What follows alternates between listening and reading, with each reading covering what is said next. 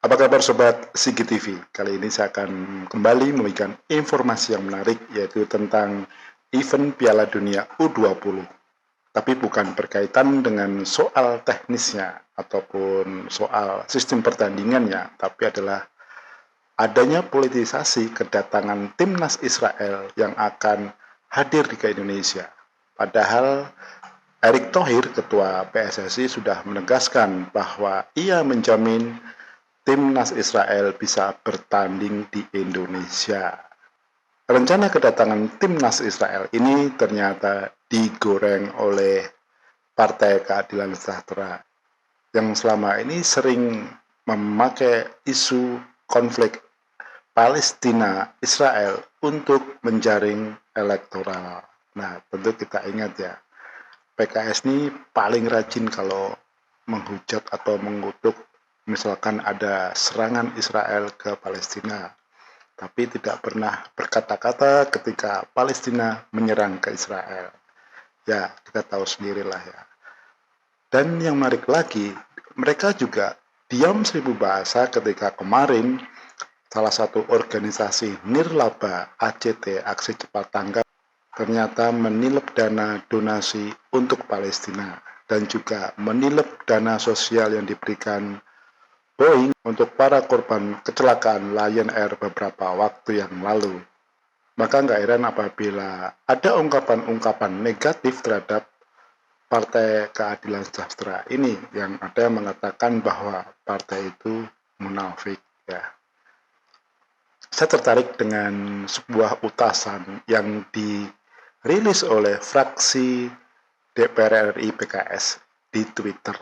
Ada 8 poin yang ditulis dalam utasan tersebut. Isinya sebuah daftar kronologi penolakan kehadiran timnas Israel di beberapa event olahraga internasional yang dimulai sekitar tahun 50-an hingga tahun 90-an. Tapi barangkali PKS juga lupa bahwa pada Piala Dunia terakhir di Qatar kemarin, negara Islam di kawasan Teluk itu membuka diri selebar-lebarnya untuk fans bola dari Israel untuk hadir di sana. Bahkan Qatar juga menyediakan penerbangan langsung dari Tel Aviv ke Qatar. Tapi di sini saya akan membacakan beberapa tanggapan netizen terhadap aksi penolakan fraksi PKS DPR RI terhadap kehadiran timnas Palestina pada ajang Piala Dunia U20 yang akan diselenggarakan di Indonesia mulai 11 Maret besok. Ya, kita lihat bagaimana tanggapan para netizen terhadap narasi-narasi yang dirilis oleh fraksi PKS DPR RI. Ya, ini adalah akun resmi Twitter dari fraksi PKS DPR RI. Ya, dimulai dengan sebuah kalimat yang sifatnya provokatif, yaitu Israel diboikot berulang kali di pentas olahraga. PKS tolak keikutsertaan Israel di Piala Dunia Sepak Bola U20 dan ditambahi dengan kata-kata provokatif lagi, yaitu penjajahan di atas dunia harus dihapuskan. Nah, dan ditambahkan di sini keterangan ya, Indonesia konsisten dengan sikap menolak penjajahan. Negara lain pun sudah melakukan. Ya, ini artinya kayaknya PKS ingin menggelurakan penolakan terhadap kesebelasan Israel yang akan bertanding di Indonesia. Ya, kalau dipikirkan namanya olahraga ini sifatnya netral, dan yang penting adalah menjunjung tinggi sportivitas, bukan istilahnya jangan dipolitisir gitu ya. Ya, kalau dipolitisir ya namanya nanti tidak ada sportivitas dalam olahraga itu. Nah, ini adalah poin-poin yang diungkapkan atau diutas oleh fraksi DPR RI PKS di media sosial Twitter. Jadi dengan kata-kata pembuka yang provokatif juga. Ya. Jadi ini poin pertama ya. Ini adalah poin pertama. Ini saya lihat dari ini posternya. Jadi poster dari poster penolakan dari fraksi PKS DPR RI ya. Ini posternya. Ini ada 8 ya. 1, 2, 3, 4, 5, 6, 7, 8. 8 poin yang disampaikan oleh PKS, tapi ini adalah semacam flashback gitu ya, semacam flashback jadi peristiwa pertandingan internasional di mana Israel ditolak untuk hadir dalam event olahraga tersebut ya. Nah, ini sekarang ini yang poin yang pertama ya. Jadi PKS ini langsung membuat kesimpulan bahwa tidak ada satu negara mayoritas muslim, yaitu Turki, Mesir, Indonesia, dan Sudan yang mau bertanding dengan Israel pada kualifikasi Piala Dunia tahun 1958 ya. Kalau kita bicara waktu, timeline waktu di sinilah tahun 58, di mana pada masa itu pasca Perang Dunia Kedua, perseteruan antara blok barat dan blok timur itu masih menguat. Dan saat itu Indonesia adalah negara yang mengambil sikap netral dan bebas aktif ya. Dan disitu memang Indonesia menyikapi berdirinya negara Israel dengan tidak mengakui. Nah, tapi seiring dengan waktu, kalau kita bicara Turki di sini, Turki itu adalah salah satu negara yang awal justru mengakui kemerdekaan Israel, tapi ini tidak pernah diungkap oleh PKS ya. Kalau sampai ketahuan konstituennya kan mereka kecewa, ternyata Turki yang selama ini menjadi panutan PKS itu ternyata justru sudah mengakui kemerdekaan Israel setelah beberapa tahun Israel merdeka. Bahkan Turki itu punya hubungan dagang yang erat dengan Israel. Kemudian Mesir. Mesir meskipun pernah berseteru hebat dengan Israel, tapi setelah peperangan bertahun-tahun akhirnya Mesir juga berangkulan dengan Israel. Bahkan lebih banyak keuntungan yang didapatkan oleh Mesir ketika mereka melakukan hubungan diplomatik dengan Israel. Ya kita nggak usah bicara Sudan lah, Sudan negara yang tidak begitu kuat gitu ya. Nah, ini juga nomor 2 ya. Jadi di PKS mengatakan bahwa Korea Utara juga memboikot timnas sepak bola Israel dengan menolak bertanding pada kualifikasi Piala Dunia tahun 70 zona Asia Oseania. Ya, kalau ini wajar. Dulu kan Korea Utara itu blok timur. Dan dunia juga tahu bahwa Israel itu adalah anak emas dari Amerika yang merupakan pengkot negara blok barat. Ya ibaratnya ini adalah sebuah perlawanan terhadap keangkuhan Amerika dan kawan-kawan pada masa itu tahun 70-an, di mana perang dingin masih istilahnya berlangsung hebat ya. Nah ini yang ketiga, Israel dikeluarkan dari AFC pada tahun 74. Kuwait dan sejumlah negara Arab Muslim mendesak hal ini terjadi dalam rapat terbuka AFC menggelar voting bersejarah. Hasilnya 17 negara mendukung Israel dikeluarkan, 13 menolak dan 6 abstain. Nah, sekarang kalau ini dilakukan voting lagi di AFC ternyata yang dulu menolak Israel ternyata sekarang tidak lagi ya, buktinya Israel masuk lagi sebagai anggota AFC. Jadi negara Arab dan Muslim yang menolak dulu hari ini tidak menolak lagi. Kemudian yang keempat ya, pada tahun 62 di Jakarta, Israel juga ditolak dalam Asian Games di Jakarta. Nah ini memang ya berkaitan dengan sikap Presiden Soekarno pada saat itu memang secara teguh membela kemerdekaan Israel. Tapi kan sekarang ini juga di Palestina sendiri sudah ada otoritas negara Palestina yang kalau kita perhatikan sebenarnya antara Israel dan Palestina ini sudah masing-masing sudah mempunyai teritori tersendiri. Tapi kalau kita tarik ke belakang sejarah histori di Palestina ini ya pasti akan berlarut-larut gitu kan ya. Karena kalau kita berpikir pada sejarah, bukti-bukti sejarah memang tanah Palestina itu adalah milik Israel. Tapi juga konteksnya hari ini tidak bisa seperti itu juga karena kan di Palestina itu sekarang dihuni tidak hanya oleh orang Israel, tapi juga sebagian besar adalah orang-orang Arab. Jadi kita ketahui juga bahwa penduduk Palestina itu adalah 80% adalah Muslim, tapi juga ada penduduk yang beragama lain seperti Kristen, Katolik, kemudian ada juga yang beberapa kepercayaan yang sudah tumbuh sebelum ada Islam di sana. Ya. Ini yang kelima ya. Pada Asian Games pada tahun 1974 di Thailand, Israel mengalami semi boykot. Ya kalau ini wajar lah kan. Israel ini kan memang menjadi musuh bebuyutan dari Iran sampai hari ini. Meskipun negara-negara di Timur Tengah itu sudah ibaratnya diam-diam bergandengan tangan dengan Israel, tapi sekarang ini kan yang masih gemas terhadap Israel hanya Iran. Sementara Iran sendiri tidak begitu akrab dengan negara di Jazirah Arab juga. Karena sebenarnya kan Iran itu posisinya bukan di Arab, tapi diarabkan setelah Islam masuk ke sana. Nah. Kemudian yang keenam, ini tahun 78 di Bangkok, Thailand, Asian Games tahun 78. Pemboikotan pun dilakukan, terjadi pula pemboikotan, tapi mereka tetap bisa melakukan pertandingan di sana. Nah, ini yang bertujuh yang menarik ya. Ini ya.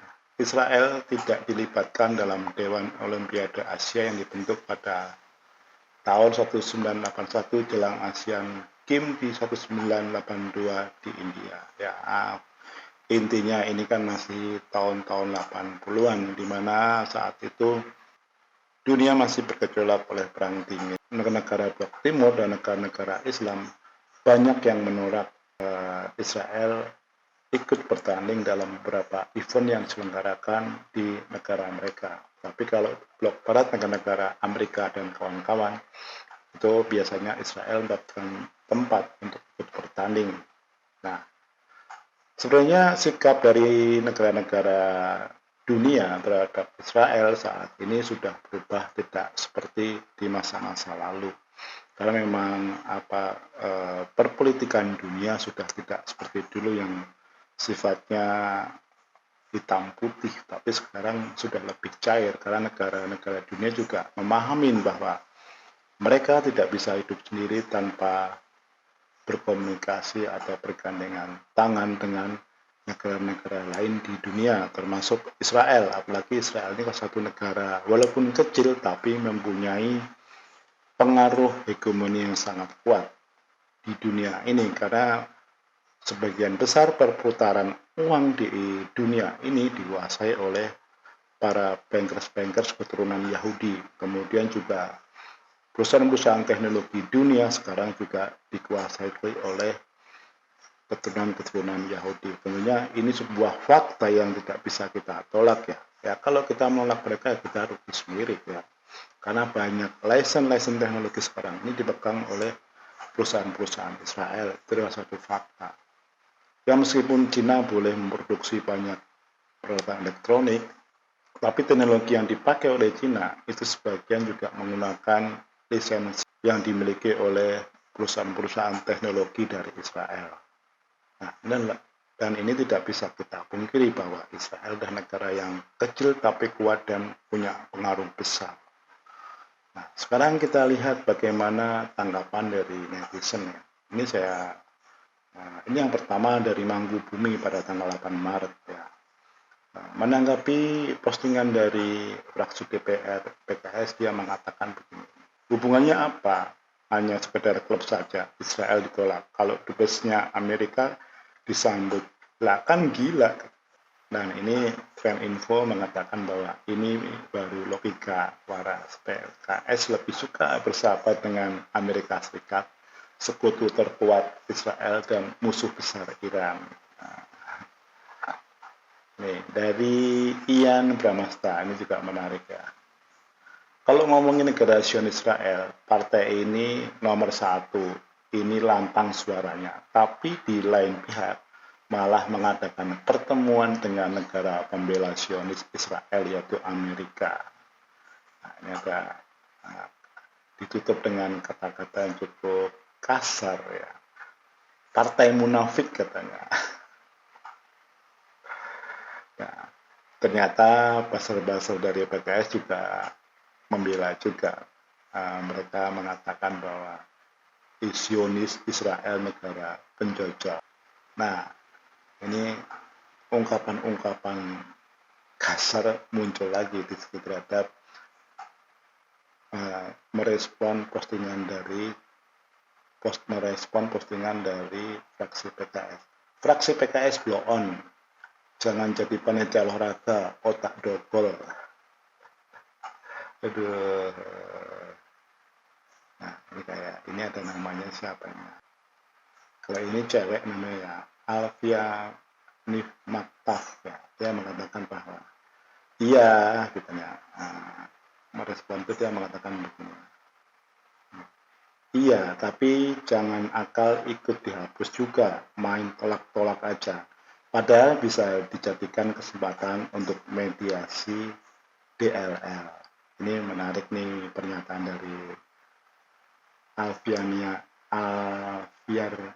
Nimaktaf ini. Jadi dia lebih logis dan realistis. Nah, memang sebenarnya kita nggak bisa tolak-tolak gitu aja, harus berpikir secara diplomatis gitu, bukan hitam putih ya. Nah, ini biasa nih pendukungnya dari PKS ya. Komentarnya berbau-bau agamis ya. Banyak bener Ahlul Dajjal ngomen di tweet ini. Terus ini juga pendukung PKS nih. Banyak Yahudi yang komen. Dia dari mana dia tahu kalau yang komen orang Yahudi? Kan orang Indonesia semua. Nah, ini ada yang lebih sarkas lagi. Dia mengatakan, bacot lo, kalau tidak salah lo ini kan ideologi IM, Ikhwanul Muslim maksudnya. IM di Mesir dan beberapa negara Arab memasukkan sebagai golongan teroris. Nggak malu lo partai sapi selangkangan. Aduh, partai sapi selangkangan nih ingat Presiden PKS ketika tersangkut korupsi impor daging sedang berdua-duaan di kamar dengan seorang gadis. Beberapa peristiwa ini terjadi beberapa tahun yang lalu ya, pada masa Presiden SBY. Ini ada yang lebih bijak juga menyikapi, merespon bukan dari fraksi PKS ya. Perasaan ada deh riwayatnya Nabi tentang tata krama menerima tamu. Kalau nggak mau negara itu datang ke sini, ya jangan jadi tuan rumah. Tuntut untuk Indonesia mundurkan diri jadi host. Ini juga bijak mengatakannya. Tapi langsung ditanggapi sama netizen yang lain ya. Ini endingnya malah Indonesia yang di kick out dari FIFA ya. Maksudnya kalau Indonesia menolak menjadi host ya, malah Indonesia rugi sendiri ya. Nah, ini ada juga sentimen negatif juga nih. Kalau RI konsisten anti penjajahan, mestinya tolak Israel dalam Piala Dunia U20 ya. Ini juga ada cewek mengatakan, Menlu RI gimana Bu selaku yang ngasih izin? Ya, ada respon juga yang menarik di sini ya. Dia mengimbau dari pemilik akun Think Tank. Think Tank, dia mengatakan begini, ada 3 poin yang dia serukan ya. Yang pertama ya, boikot itu penceramah dengan doktrinnya yang radikal ya. Yang kedua itu boikot negara-negara yang mengekspor teroris dan terorisme katanya gitu ya. Yang ketiga, boikot negara pembunuh masyarakat sipil dan intimidasi hak-hak perempuan. Ya, dia meminta agar Israel juga menyerukan 3 poin ini, tidak hanya rajin menolak atau mempolitisir konflik Israel-Palestina. Masih berkaitan dengan kedatangan Dubes Amerika kemarin ke fraksi DPR RI PKS ya. PKS tolak tim sepak bola penjajah. PKS terima Dubes negara penyokongan negara penjajah. Siap laksanakan. Kalau ini satir. Ya, ini beberapa tanggapan dari netizen ya. Masih banyak lagi ya. Isinya ada yang negatif, ada yang positif ya. Tapi intinya lebih banyak yang menghujat daripada yang mendukung kampanye dari partai PKS. Ya, tadi itu adalah tanggapan atau respon dari netizen terhadap kampanye penolakan oleh fraksi PKS DPR RI. Ternyata lebih banyak yang menghujat daripada yang mendukung. Ya, semoga Mas bagikan bermanfaat.